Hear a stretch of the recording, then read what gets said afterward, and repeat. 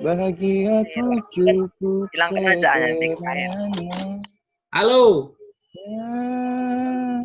Terhingga Sir. Masih panjang Halo, nyanyi kita. Sir. Oh, masih panjang nyanyinya. Sanggup membayar Bagus sekali. Pasca, Sir, lo Pasca.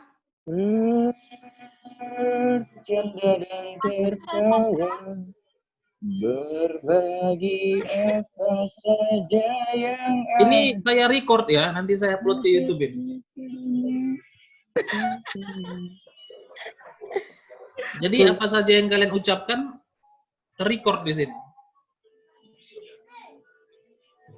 Nah, ini dia penyanyi kita. Terima kasih, Sir. Apa masih lanjut kita nyanyi? Sorry, Sir. Oh ya, nggak apa-apa.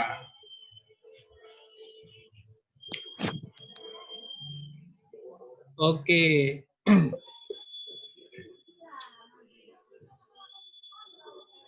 Jadi kalian isi daftar hadir dulu ya.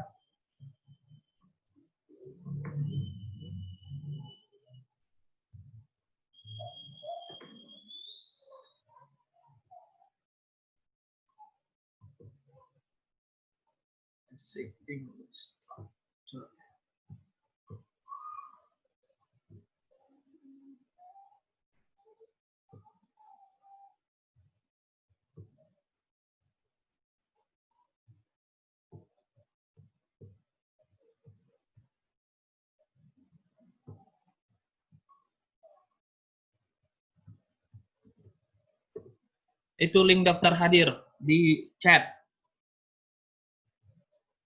Kalian isi itu nanti. Kalian dengarnya? Halo? Dengar, Sir. Iya, bagus kalau dengar. Dengar, Sir.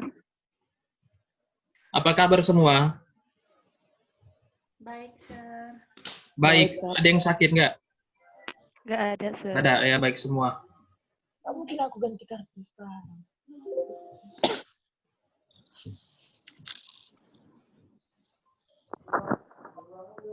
Oke, untuk materi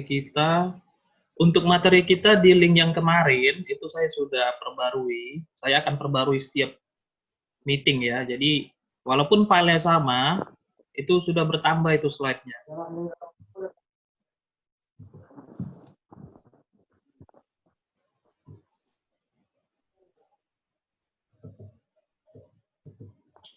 Wow. Did I give you any homework last meeting? Saya ada kasih tugas nggak? Halo? Nggak ada, Sir. Nggak ada.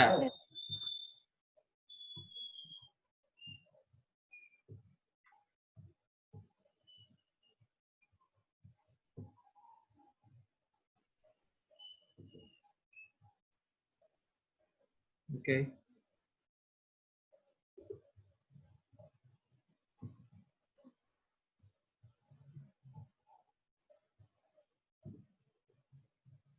This is for today's meeting ya.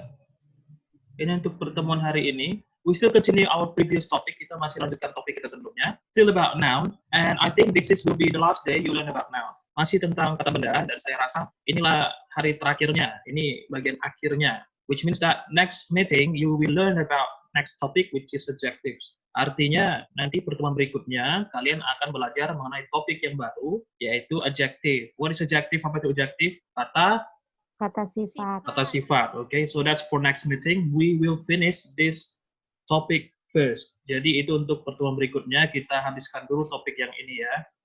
Still about noun. This is 1.13. Ini 1.13. When verbs expand to include objects, direct objects.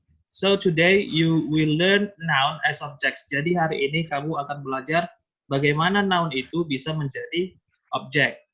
In the previous meeting you have learned how nouns become subject. Jadi pertemuan sebelumnya itu kamu sudah belajar bagaimana noun itu berfungsi sebagai subject. So today you will learn how nouns can be objects. Bagaimana kata benda itu bisa menjadi objek. As usual, subject usually placed in front of a sentence. Seperti biasanya, subjek itu selalu di depan kalimat. While objects always placed at the end of the sentence. Sementara objek itu biasanya selalu di belakang, okay? Like this example, seperti contoh ini, take a look at the picture, kita lihat gambarnya itu, Ben loves the pool.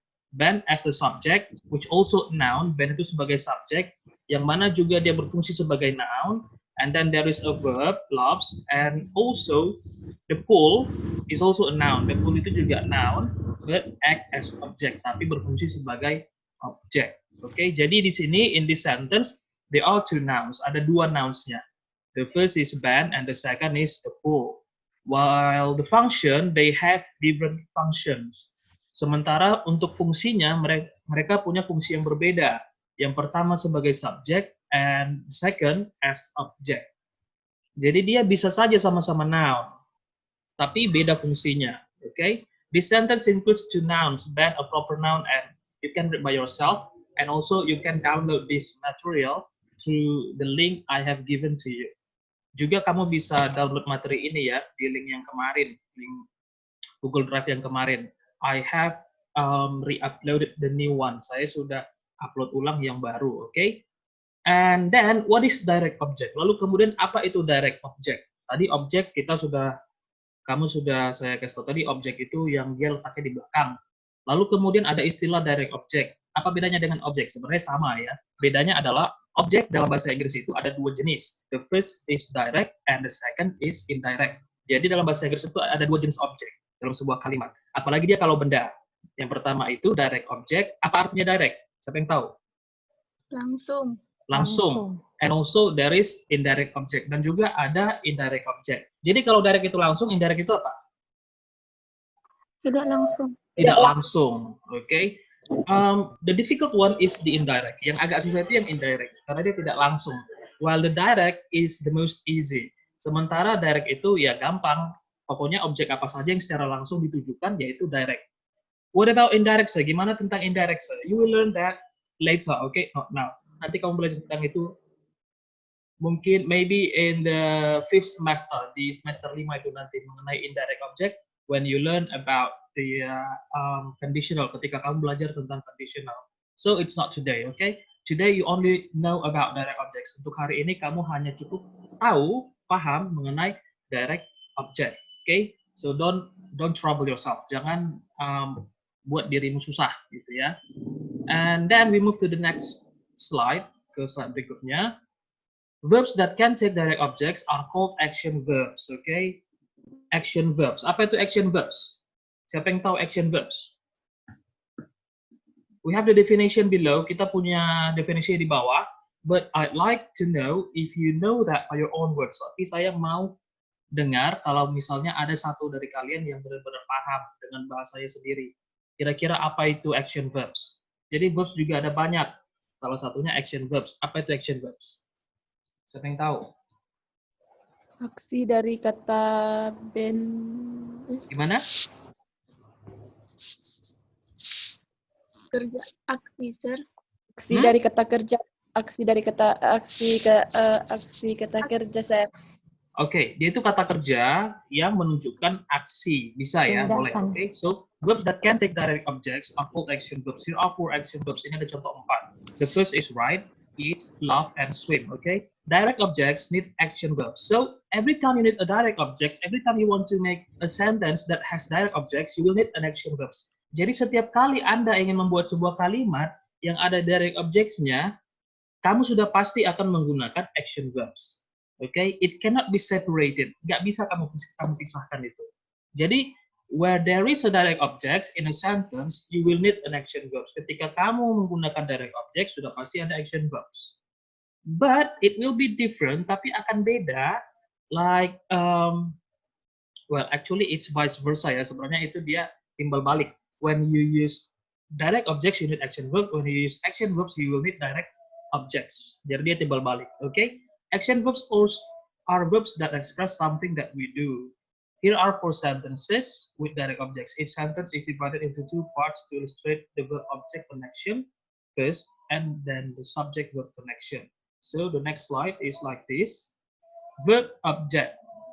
Subject, action, verb receiving object. Who or what performs action? Dari subjek. Jadi subjek itu adalah siapa atau apapun yang mengerjakan sesuatu, yang membuat suatu aksi, suatu tindakan. Oke? Jadi dia bisa siapa, bisa apa. Kalau dia siapa, it means that it will be animate thing. Jadi kalau dia siapa itu sudah pasti orang gitu ya, atau hewan atau tumbuhan. Tapi dia yang kita gunakan sebagaimana orang. Misalnya dia punya nama gitu. Seperti dalam cerita fabel, hewan itu biasanya punya nama kan. Jadi di situ subjek juga melingkupi cakupan hewan dan tanaman gitu. Bisa juga kata untuk benda mati, bisa juga seperti contohnya robot, bisa ya. Itu juga pakai who. What about what? Bagaimana dengan what? What is for inanimate thing. Jadi kalau what itu untuk yang inanimate. Kemarin kamu sudah belajar apa itu animate, apa inanimate. Okay? In each of the 4 examples, action verbs and their direct objects are shown. What is missing? Yes, you need a person or thing performing the action. Jadi di sini kamu butuh orang atau benda atau hal untuk melakukan tindakan tersebut. In action verbs, there are actions, there are verbs. Di action verbs itu dia ada tindakan, ya kan? Ada kata kerja, rides, eats, loves, swims, which means that you need to fill in the person. Artinya kamu harus isi yang kolom pertama subjek itu. What do you think? What is the best answer for number 1? Kira-kira jawaban nomor 1 itu apa bagusnya?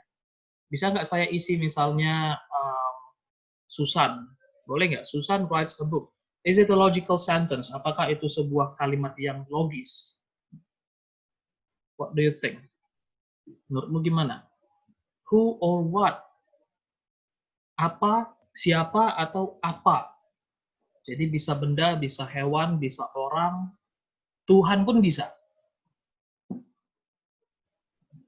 Jadi kira-kira kalau nomor 1 itu saya isi Susan. Benar nggak?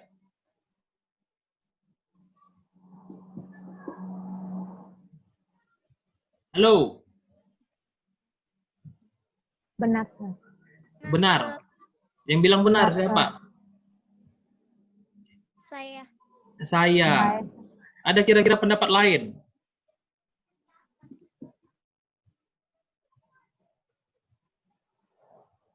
Nothing, sir.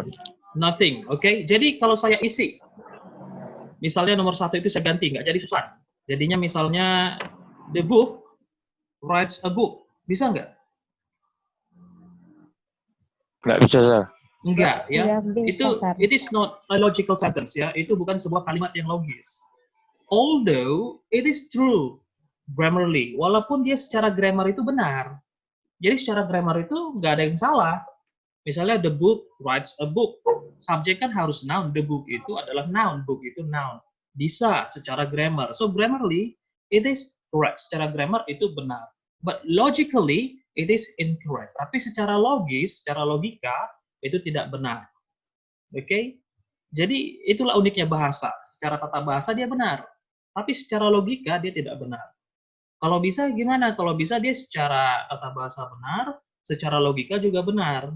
Jadi kalau saya isi Susan writes a book, itu grammarly correct and also logically correct. Jadi dia secara grammar benar, secara logika juga benar. Okay? And then number 2, what should we put for the subject? Kira-kira apa yang kita isi untuk subjeknya? For number 2. Bisa juga nggak nama orang? Bisa nggak nama orang? Bisa. Sir. Kalau saya isi nama hewan bisa? Bisa, Sir. For example, sebagai contoh, my cat eats a hamburger. Benar nggak? Bisa, Sir. Bisa nggak? Bisa, Sir. Bisa, nggak ada yang salah di situ. Okay? So you just need another noun that performs the action. That's for the subject. Jadi kamu hanya butuhkan kata benda lain untuk perform actionnya, untuk melakukan tindakannya, verbnya. Okay, that's it. And then this is the answer. You can add names ya, bisa dikasih nama gitu sebagai jawabannya. Charles writes, Jake eats, blah blah blah. Ben loves, blah blah blah. And then what about the receiving object? The receiving object, who or what receives the action?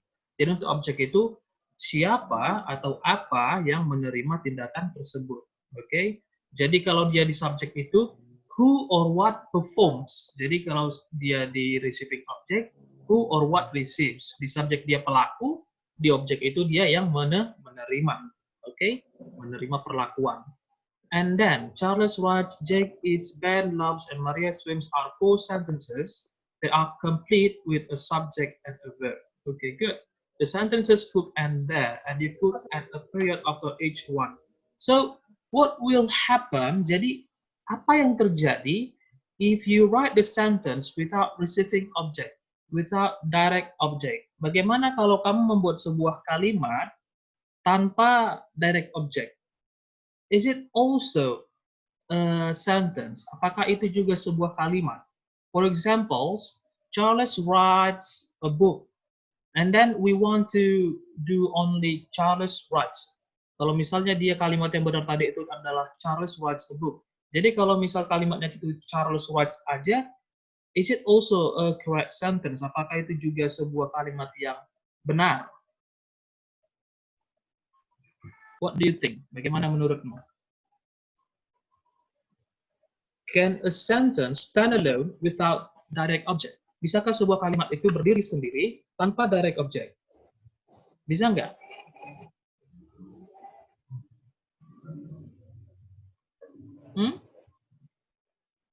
Halo? Gimana menurutmu? What do you think? Anyone, please give your comment. Komentarmu gimana? Menurutmu bisa nggak sebuah kalimat itu only consist of a subject and an action verb? Bisa nggak dia hanya sebuah subject dan sebuah action verb? Atau nggak boleh? Kok bisa, Sir? Bisa atau tidak? Siapa yang bilang nggak bisa tadi? Bisa, Sir. Bisa. Ada yang bilang bisa, ada yang bilang nggak bisa. Oke. Jawabannya, secara grammar sebenarnya nggak boleh. Nggak boleh ya. Secara grammar itu nggak boleh. Karena kalian belajar di sini adalah basic English structure, kamu akan saya salahkan kalau kamu tidak membuat direct object-nya. Itu sebuah kalimat yang incomplete.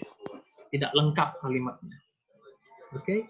While in speaking, sementara dalam speaking, in your daily conversation, well, it's fine. Nggak ada masalah. Dalam daily speaking, dalam daily conversation, dalam percakapan sehari-hari, itu nggak ada masalah.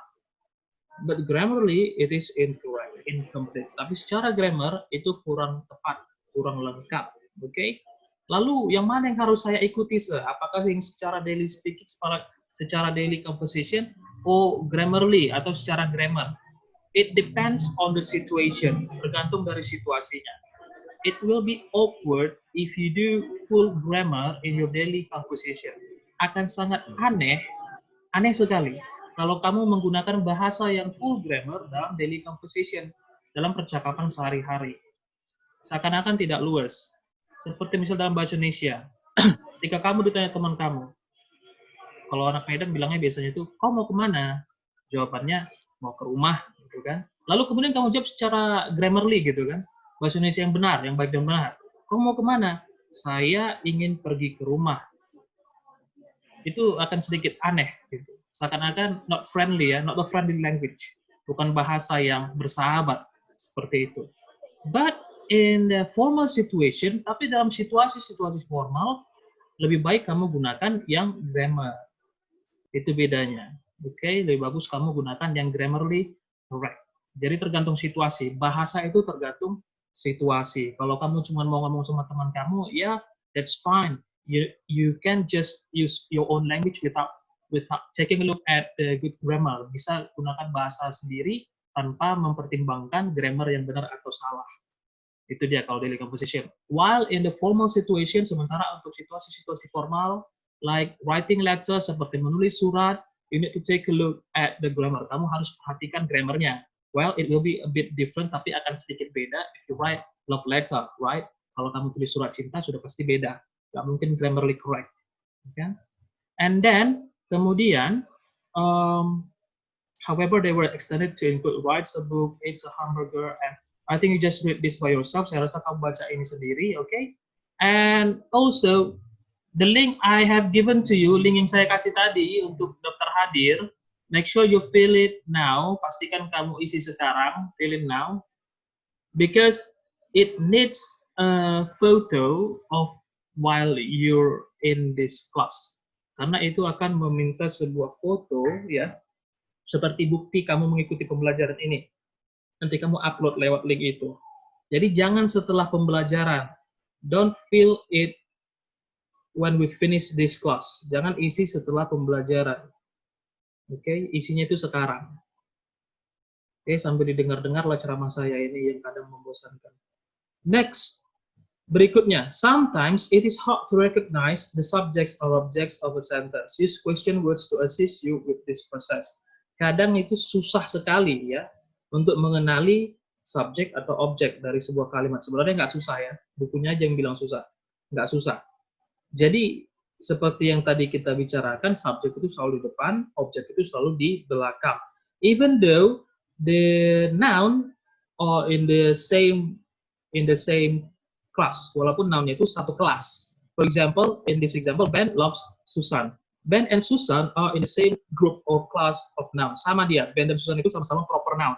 Ya kan? Tapi yang mana subjek, yang mana objek, tentu kamu sudah tahu yang mana subjek, yang mana objek. Subjeknya itu Ben yang mencintai, Susan yang dikenai perlakuan, yang dikenai cinta. Jadi Ben loves Susan, Ben the subject, Susan is the object. Okay? And also Maria swims a lap. Of course, Maria is the subject and a lap is the direct object. Okay? So this is simple. And then, okay, before we move to this, sebelum kita ke 1.14, do you have questions? Apakah ada pertanyaan about the direct objects?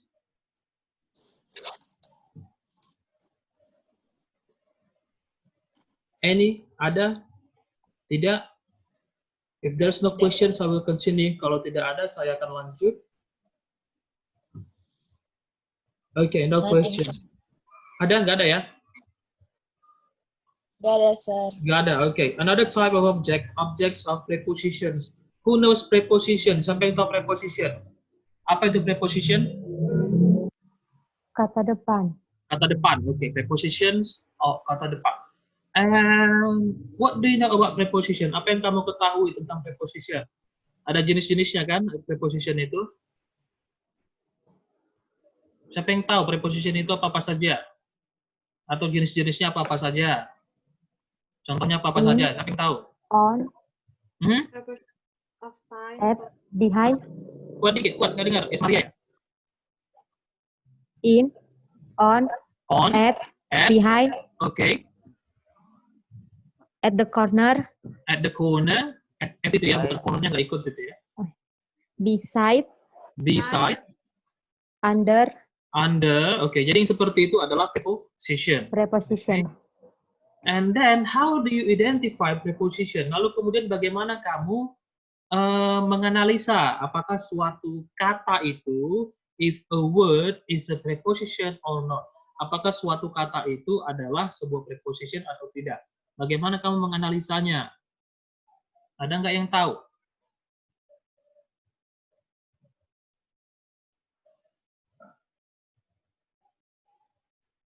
Tidak ya? Okay, so preposition itu dalam bahasa Indonesia adalah kata depan. As its name, sebagaimana namanya, it always placed in front. Dia selalu diletakkan di depan. Di depan apa? In front of a noun. Di depan kata benda. Oke, jadi itulah preposition. Preposition is always placed in front of a noun. Selalu diletakkan di depan sebuah kata benda. As the example, sebagaimana contoh ini, example, around the pool. Around is a preposition, while the pool is object. Okay? In this case, dalam hal ini, if you use around the pool, kalau dia digabungkan, if you combine them around the pool, it becomes prepositional phrase. Dia menjadi prepositional phrase. Okay? Jadi around itu preposition, the pool itu jadi object of preposition. Kalau digabung dia, around the pool, ditanya, apa itu around the pool? Apa istilah grammarnya? Around the pool itu adalah prepositional phrase. Oke, okay? Pernah dengar phrase? Pernah dengar phrase nggak? P-H-R-A-S-E. Phrase, maksudnya phrase. Ejaannya P-H-A-R-S-E. Pernah dengar nggak phrase? Ada yang pernah dengar? Enggak, sir. Enggak. Oke, jadi simpelnya phrase is the combination of more than one words. Jadi simpelnya itu phrase itu frasa dalam bahasa Indonesia adalah kombinasi lebih dari satu kata. Oke, kata apapun itu. Kalau dia lebih dari satu, membentuk sebuah gabungan, memiliki arti, it is a phrase. Itu adalah sebuah phrase. But it may not has any predicate. Okay. Hello. I will continue, yeah. About the phrase is a combination of more than one words, ya. Lebih dari satu kata. But it may not have any predicate. Tapi nggak boleh dia ada predikat, nggak boleh ada kata kerja. Okay? Dia hanya kombinasi dari beberapa kata saja. Tapi tidak boleh ada kata kerja or subject atau subject. Like this one seperti ini, around the pool ini, there is no subject, there is no predicate. Nggak ada di sini subject, nggak ada predicate. Hanya kumpulan kata saja. Around the pool. Okay? So that's a phrase. Kalau ada phrase, maka dia ada clause. Kalau dia ada phrase, ada clause. Itu selalu bergandengan.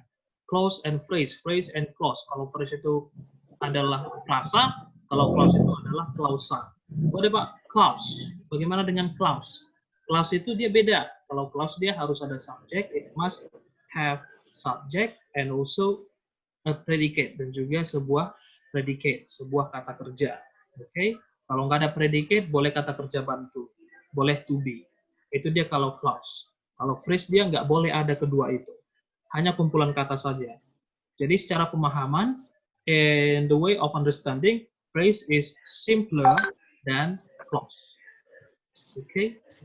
And then next, berikutnya, in the example above, around the pool is a prepositional phrase that includes the preposition around and the noun pool. Nah ini dia, prepositional phrase, okay, around the pool. Jadi around-nya itu preposition, the pool-nya itu noun. Kalau digabungkan jadinya around the pool, jadinya namanya prepositional phrase, okay. And also the example here, dan juga contoh di sini, di gambar ini, under the lifeguard chair, under adalah preposition, the lifeguard chair is the object of preposition. Jadi ini juga sebuah phrase ya. Under the lifeguard chair ini juga sebuah phrase, sebuah frasa. Oke. Okay? And then berikutnya, this is how we make the sentence. Ini adalah bagaimana cara kita membuat kalimatnya. Oke. Okay? Around the pool itu adalah sebuah apa tadi namanya? Prepositional phrase. If we want to make a sentence, then we need to add a subject and a verb. Kalau kita mau buatnya jadi sebuah kalimat, maka kita harus tambahkan subjek dan juga kata kerjanya. So it becomes Susan walks around the pool. Jadinya adalah Susan walks around the pool. Around the pool itu tetap sebagai prepositional phrase. Sementara ketika kamu tambahkan subjek Susan, kamu tambahkan verb walks, lalu kamu gabungkan, it becomes a sentence. Itu menjadi sebuah kalimat. Okay? A noun used after a preposition is called the object of the preposition. Sudah tadi ya, kata benda yang digunakan setelah preposition, setelah around, dinamakan object of the preposition. About this, any questions? Tentang ini ada pertanyaan, pemahaman tentang phrase, tentang preposition, tentang prepositional phrase. Ada pertanyaan?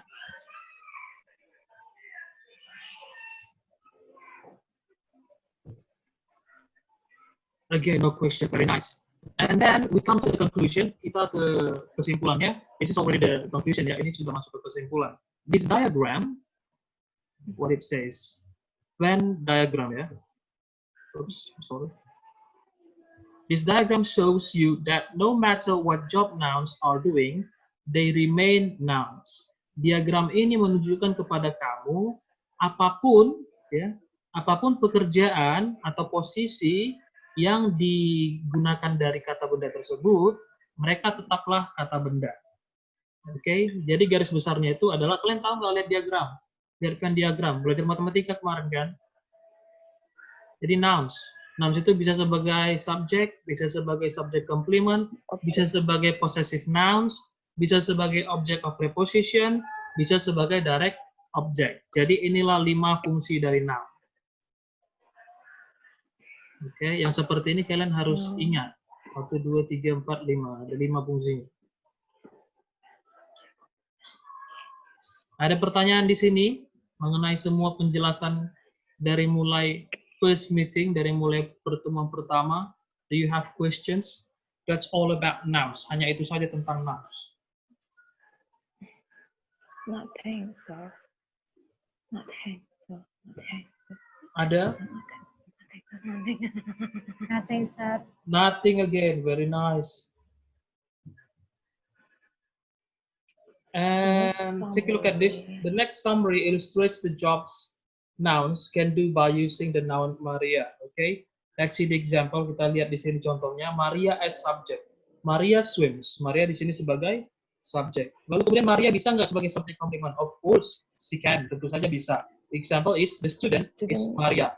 Even though the student is also a noun. Walaupun student di sini adalah noun juga. Okay. And then Maria as possessive noun. Bisa nggak sebagai possessive noun? Dia kalau ditambahin a single apostrophe and also s. Dengan cara kamu menambahkan satu koma di atas dan juga s. Maria's bathing suit. Artinya apa Maria's bathing suit? Siapa yang tahu apa artinya Maria's bathing suit?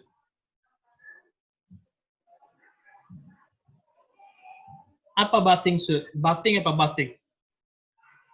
Mandi. Bath apa bath? Mandi. Mandi. Mandi. Kalau bathing? Bathing suit apa?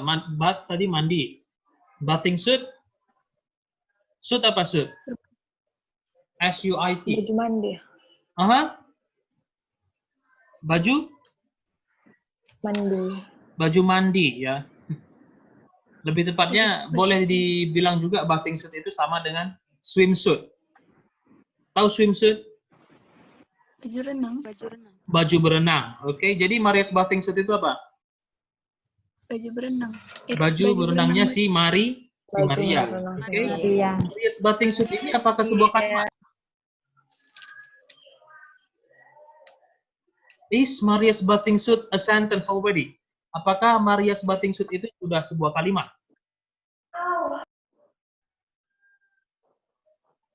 Udah belum? Belum. Tadi syaratnya sebuah kalimat itu harus ada subjek, Subject, Predicate. verb, sama object. ya, atau predicate ya. Lalu Maria's bathing suit itu sudah sebuah kalimat atau belum?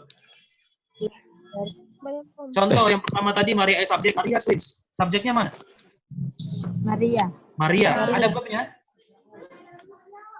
Ada, sir. Ada swims ya kan? Oke. Lalu kemudian the student is Maria. Yang mana subjek? Ada nggak subjeknya? Student. The student. The student itu subjek. Oke. Ada verbnya? Enggak. Nothing, sir. Nothing, sir. Nothing. Ada to be nggak? Helping verb. Ada, sir. To be itu juga verb. Is. sir. Oke. Yes. Jenisnya Is. bukan action verb. To be itu bukan action verb, tapi helping verb. Itu bedanya. Jadi action verb ada, helping verb ada. Helping verb itulah to be, is, MR, itu helping verb, to be. Oke? Jadi the student adalah subjeknya, is adalah verbnya, predicate-nya. Maka itu sebuah kalimat. Lalu kemudian Maria's bathing suit, apakah itu sebuah kalimat? Kalau kalimat mana subjeknya? Maria. Maria. Yes, sir.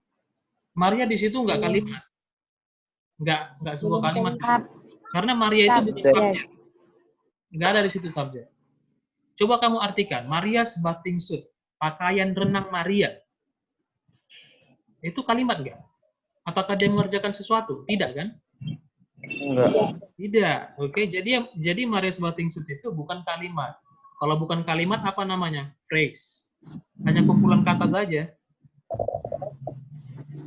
Lalu bisa nggak kalian buat?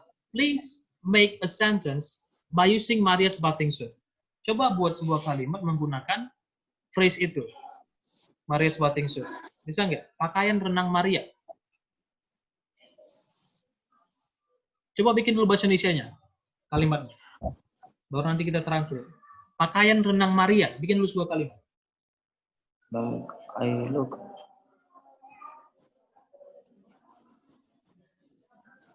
Oke, kalau nggak ada yang bisa buat, saya yang buat. Pakaian renang Maria berada di atas meja itu. Itu sebuah kalimat ya? Ya enggak? Iya. Iya. Coba terjemahkan dalam bahasa Inggris. Pakaian renang Maria berada di atas meja itu. Maria's bathing suit on the table. Maria's bathing suit is on the On On the the table. table. Okay, Maria's bathing suit is on the table atau on that table. Okay, lalu yang mana subjeknya? Maria's bathing suit. is on the table. Yang mana subjeknya? Maria's bathing. Maria's bathing suit. Nah, itu Maria's bathing suit itu adalah jadi sebuah subjek. Kok gitu, Sir? Subjek selalu sebelum kata kerja. Subjek itu selalu sebelum predicate. Predicate-nya kata kerjanya di situ is. Helping verb-nya kan is, sama seperti the student is Maria. Maka the student subject. Maria's bathing suit adalah subjek. Lalu kemudian is on the table. On the table itu apa namanya? Preposition. Apa istilah grammarnya? What do we call on the table? Grammarly, secara grammar apa? On the table. Object. On the table. On itu apa? Kalau dalam grammar. Preposition. Preposition. Kan sama seperti under di bawah. On di atas. Apa bedanya? Kan sama. Di sebelah, beside. Itu juga preposition. On the table, di atas. The table dia sebagai apa? Object of Of place. preposition lah. Object of preposition, the table. Kalau on itu tadi, prepositional of place. Preposition of place. On the table jadinya prepositional phrase on the table. Sama seperti under apa tadi? Around the pool. Around the pool itu prepositional phrase. Around preposition, the pool object of preposition. Kalau digabungkan dia menjadi around the pool itu jadinya prepositional phrase. Maka on the table, on preposition, the table object of preposition, kalau digabungkan on the table menjadi prepositional phrase. Coba buat satu contoh lagi, prepositional phrase.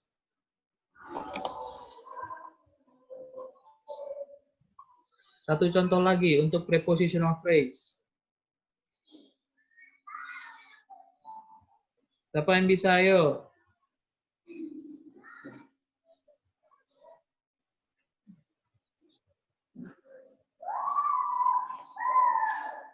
Nggak ada yang mau, saya tunjuk.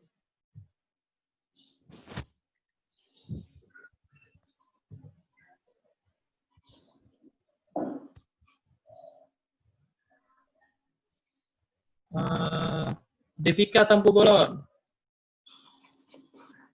Yes, Make an sir. example of prepositional phrase. Coba buat contoh sebuah prepositional phrase.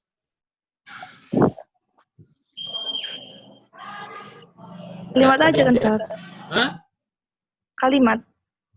Contoh prepositional phrase.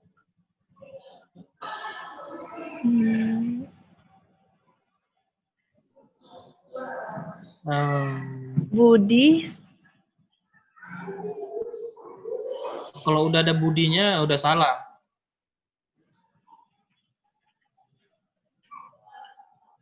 Widitya Ningsi. Ya, sir. Coba buat. Contoh prepositional phrase.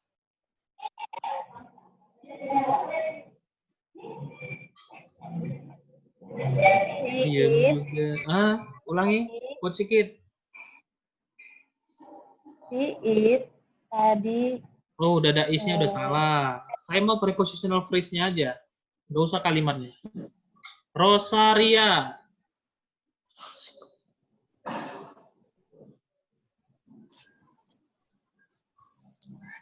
Yes, sir. Ya buatlah.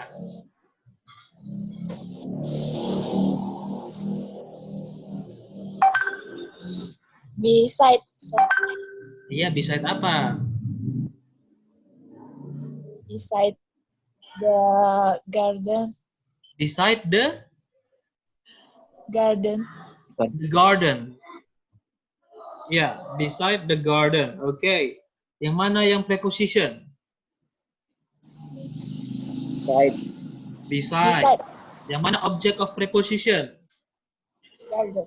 The garden. The garden. Oke. Contoh lainnya. Priscilia. Saya, sir. Siapa? Doni. Nanti dulu Doni. Sir. Contoh prepositional of phrase itu at home, sir. At home. Yang mana preposition? Prepositionnya itu at, Aha. kalau objek prepositionnya itu home. Oke, good. Ayo Doni. At the school, sir. At the school. Yang mana preposition? At. Oke. Objeknya? The school. The school. Oke, good. Pasca. Pascarado. Yes, sir. Coba buat dulu.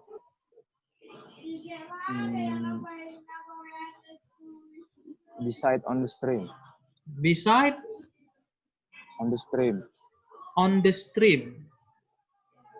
Itu yang kamu bilang, beside on the stream. Yes, sir. Coba yang mana prepositionnya?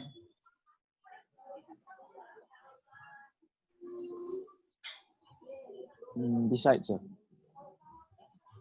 Yang mana object of preposition? Stream. The stream. On-nya tadi?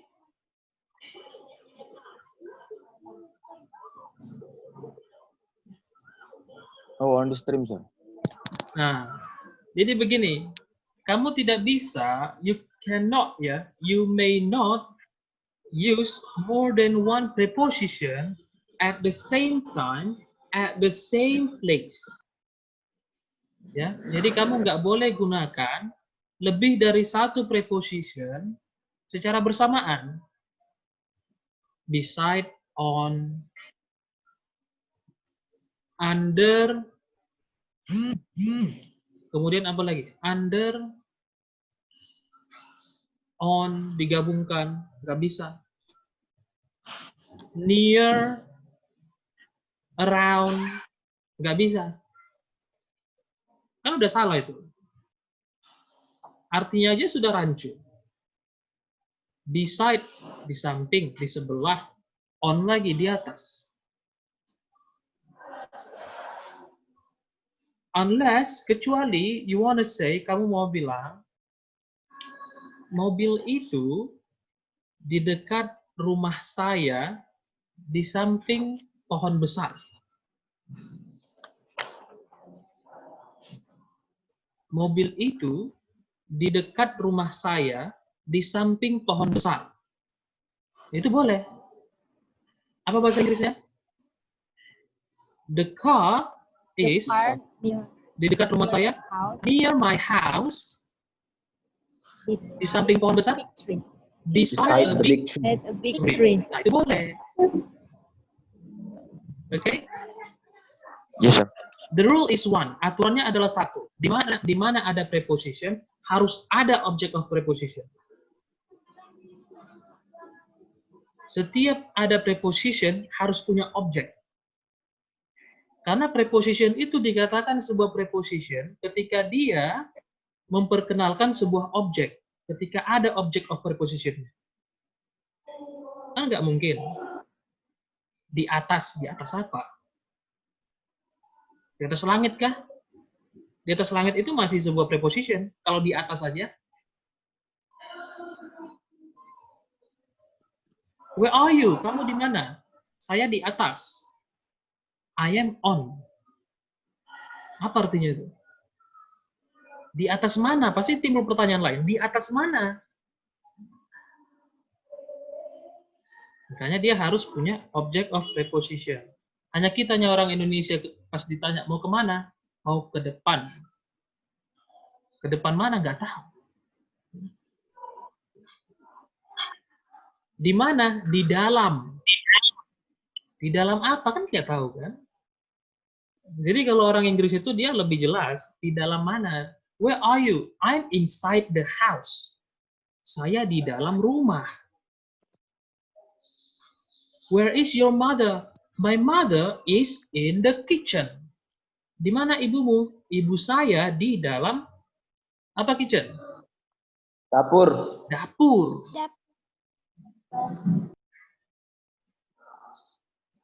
Itu. Contoh yang lain, Graciela, coba.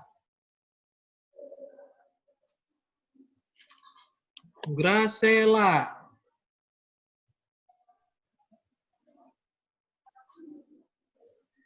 Coba sekarang buat sebuah kalimat yang ada prepositional phrase-nya. Tadi hanya prepositional phrase kan? Sekarang buat sebuah kalimat, make a sentence that has a prepositional phrase. Yang ada prepositional phrase-nya. Ayo, Graciela. Halo.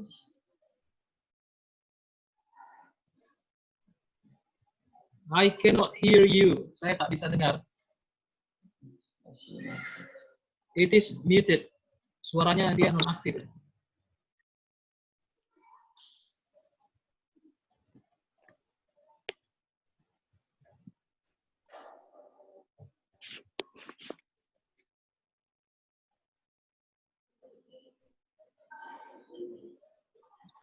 Santayana. Siapa yang belum tadi?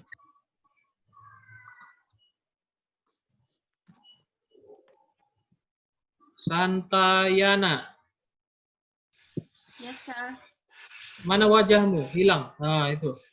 Buat dulu sebuah contoh. Make an example of a sentence that has a prepositional phrase.